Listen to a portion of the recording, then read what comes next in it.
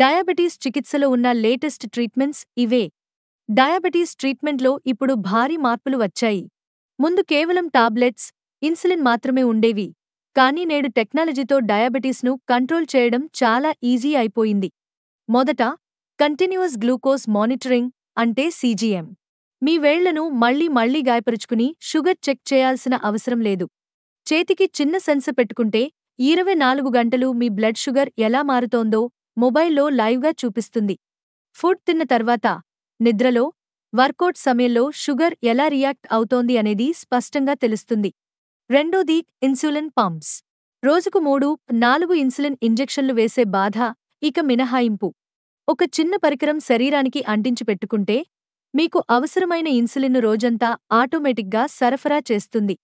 కొన్నింటిలో సీజీఎం కూడా కనెక్ట్ అయి, షుగర్ పెరిగినా తగ్గినా ఆటోమేటిక్గా ఇన్సులిన్ను అడ్జస్ట్ చేస్తుంది.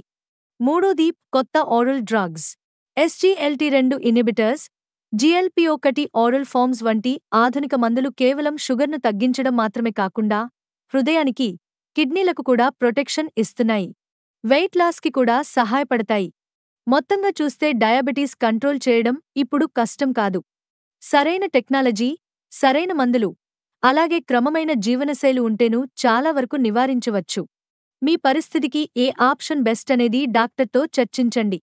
ఇలాంటి మరెన్నో ఆసక్తికరమైన సమాచారం కోసం మా ఛానల్ను సబ్స్క్రైబ్ చేసుకోండి.